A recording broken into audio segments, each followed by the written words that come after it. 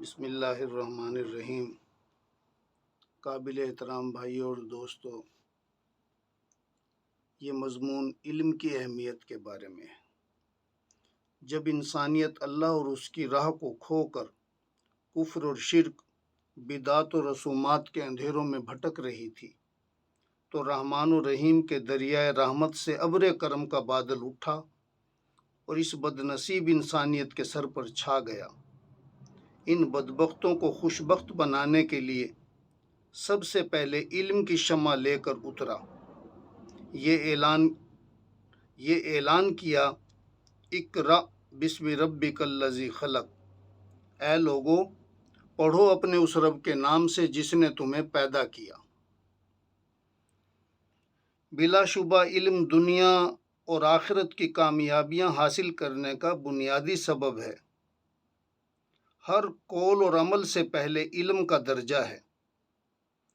حدیث میں ہے کہ علم عمل کا امام ہے، علم دین اسلام کی حیات ہے۔ میرے بھائیو، علم مٹی کو سونا بنا دینے والی شے ہے۔ علم ایک نور ہے اور جہالت اندھیرا ہے۔ علم ایک نور ہے اور جہالت اندھیرا ہے۔ کسی شاعر نے کیا خوب کہا کہ علم کی شمع اندھیرا نہیں ہونے دیتی، انسان کے کردار کو میلا نہیں ہونے دیتی، شہر کے اندھیرے کو ایک چراغ کافی ہے، شہر کے اندھیرے کو ایک چراغ کافی ہے، 100 چراغ جلتے ہیں ایک چراغ جلنے سے۔ حیرت ہے کہ تعلیم و ترقی میں ہے پیچھے۔ مسلمانوں کے بارے میں کہا، حیرت ہے کہ تعلیم و ترقی میں ہے پیچھے، جس قوم کا آغاز ہی اقرا سے ہوا تھا۔ حیرت ہے کہ تعلیم و ترقی میں ہے پیچھے، جس قوم کا آغاز ہی اقرا سے ہوا تھا۔ ایک شخص نماز تہجد کے لیے مسجد کی طرف جا رہا تھا کہ اچانک ایک دکان کا گیٹ کھلنے کی آواز اس کے کان میں پڑی۔ خلاف معمول اندھیرے میں دکان کا گیٹ کھلنے پر وہ رک گیا۔ اس کے دل میں خیال آیا کہ دیکھتا ہوں اس اندھیرے میں یہ شخص دکان میں سب سے پہلے کیا کام کرے گا۔ پھر خود ہی کہنے لگا کہ یہ سب سے پہلے لائٹ جلائے گا، روشنی کرے گا، کیونکہ جب تک اس کی دکان میں اندھیرا ہے وہ دکان میں کوئی کام نہیں کر سکتا۔ اس نے دیکھا کہ دکان میں داخل ہوتے ہی دکاندار کا ہاتھ بجلی کے بٹن پر پڑا اور دکان روشن ہو گئی اور وہ اپنے کام میں مشغول ہو گیا۔ اسی طرح میرے بھائیوں اور دوستوں، دین اور دعوت اور ملی خدمات سر انجام دینے کے لیے، دین اور دعوت اور ملی خدمات سر انجام دینے کے لیے بھی روشنی کی ضرورت ہے۔ علم کی روشنی کے بغیر پورے خلوص کے ساتھ آدمی نفع پہنچانے نکلے گا، لیکن در حقیقت وہ نقصان ہی پہنچا کر آئے گا۔ ایک عورت نیم حکیم کے پاس اپنے بیٹے کو لے کر گئی اور حکیم سے کہا کہ میرے بیٹے کی کلائی اتر گئی ہے، اسے چڑھا دو۔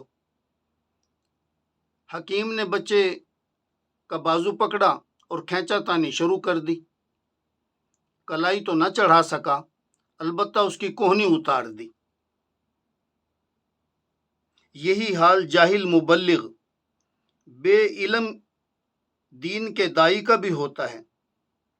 مثلا ایک واقعہ میں نے سنا جسے بڑے فخر کے ساتھ بیان کر رہے تھے کہ بیوی نے اپنے شوہر سے کہا کہ مجھے درد ذیل شروع ہو گیا ہے، مجھے ڈاکٹروں نے کہا تھا کہ یہ بچہ آپریشن سے ہوگا، لہٰذا مجھے ہسپتال لے کے چلو۔ شوہر نے کہا کہ ہمارا تو آج گشت ہے، میں گشت سے فارغ ہو کے عشاء کے بعد آؤں گا، پھر تمہیں لے کے جاؤں گا۔ یہ کہہ کر درد سے کراہتی بیوی کو چھوڑ کر گشت کے لیے چلا گیا۔ وہ خاتون درد سے مجبور ہو کر اپنے گھر سے نکلی، رکشہ لیا اور ہسپتال کی طرف روانہ ہو گئی۔ راستے میں اس کے بچے کی ولادت ہو گئی۔ اس نے رکشے کو رکوایا اور واپس گھر جانے کا کہا۔ واپس گھر آ گئی۔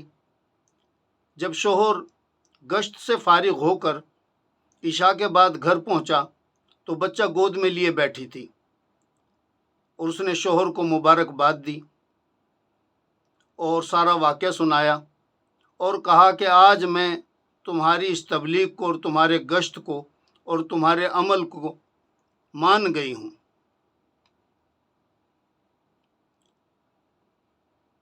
ہزاروں روپے بھی بچ گئے اور خیر خیریت سے بچے کی ولادت بھی ہو گئی، اور یہ آپ کے عمل پر جمنے اور استقامت اختیار کرنے کی برکت ہے۔ میرے بھائی اور دوستو، یہ ہے جہالت۔ بڑے فخر کے ساتھ اسے بیان کیا جا رہا ہے۔ گناہ کبیرہ کے مرتکب کو سراہا جا رہا ہے۔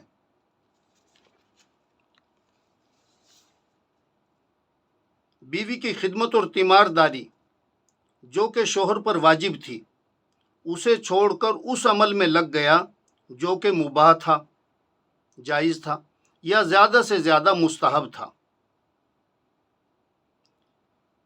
میرے بھائیوں، ایک ایسی گاڑی جس میں دوڑنے کی زبردست صلاحیت ہو لیکن اس کی لائٹ نہ ہو، تو کیا کوئی عقل رکھنے والا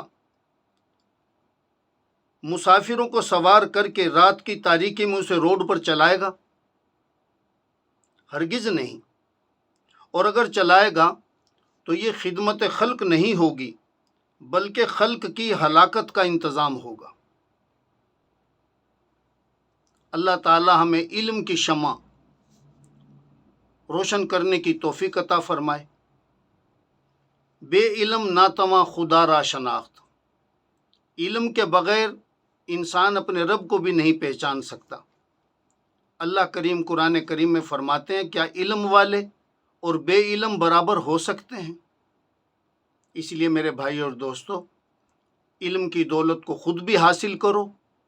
علم عمل پہ اکساتا ہے، علم عمل کا امام ہے۔ خود بھی اسے حاصل کریں، اور جو علم ہمیں آتا جائے، سب سے پہلا ہم پر فرض ہے کہ ہم اپنے بچوں کو، اپنی بیوی کو، اپنے ماں باپ کو، اپنے بہن بھائیوں کو، اپنے کنبے قبیلے کو، اپنے اہل محلہ کو وہ روشنی مہیا کریں جو ہمیں ملی ہے۔ اللہ قرآن کریم میں فرماتے ہیں، یا ایھا الذین آمنوا قوا انفسکم واہلیکم نارا۔ اے وہ لوگو جو ایمان لائے ہو، اپنے نفس کو اور اپنے اہل و عیال کو دوزخ کی آگ سے بچاؤ۔ یا ایھا الذین آمنوا قوا انفسکم واہلیکم نارا۔ اپنے آپ کو اور اپنے اہل و عیال کو دوزخ کی آگ سے بچاؤ جس کا ایندھن انسان اور پتھر ہیں۔ بھائیو، اپنی جان پر بھی اور جہان پر بھی رحم کھانے کا یہی راستہ ہے کہ علم کو سیکھیں اور دوسروں کو سیکھنے کی ترغیب دیں، اور جو باتیں مضبوط علم دین کی آتی چلی جائیں، بس اتنی ہی باتیں دوسروں سے شیئر کی جائیں۔